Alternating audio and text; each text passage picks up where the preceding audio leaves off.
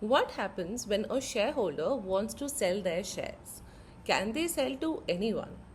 ROFO and ROFR are two clauses that you will see in your term sheet and transaction documents that give existing investors the right to buy those shares first before they go to an outsider. Hi, I'm Preksha from Campus Fund, and today we are breaking down ROFO and ROFO provisions in shareholder agreements. This is a part of our larger series where we demystify all the legal jargon that you see in your transaction documents. So let's get started. First, let's come to ROFR, which is right of first refusal.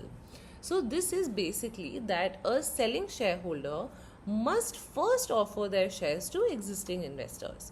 So the process is that the shareholder finds a third party buyer, then they discover the terms at which the buyer is okay to buy. Then they offer the same terms to the investors, and the investors have a set time to match or the offer or to pass it. If the investors pass, then the shareholder can sell the shares to third party on those terms. And this is also more common in Indian agreements, so you're more likely to see it in your Indian transaction documents. Then there is this thing called right of first offer, which is ROFO. So this is that before even looking for external buyers, the shareholder must offer the shares to existing investors first. The investors can, of course, accept or decline, and if declined, only then can the shareholder approach outsiders. Okay, so now if an existing investor has made an offer and that is not acceptable to the seller, then the seller cannot sell on terms more favorable than those offered in the ROFO, or more offer to the ROFO holder rather.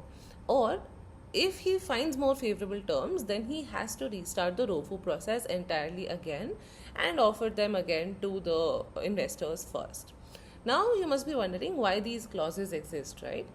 So these clauses exist for a very simple reason, that they prevent external, unknown or competitive entities from entering the cap table of a company. So it kind of maintains cap table integrity and governance alignment of that company. It also gives investors control over who becomes a shareholder in the company, right? So the typical application is on founder shares and sometimes on employee ESOPs as well. It also sometimes applies to early investor for their later rounds. But things like transfers to family trusts or for estate planning are exempted often in these kind of situations. The best practices when it comes to ROFO and ROFR is very simple. Set reasonable response times for your existing investors, typically 15 days to 30 days. Clarify exemptions clearly, that family transfers, pledges to lenders, whatever they might be. Also, balance investor protection with founder liquidity needs as well.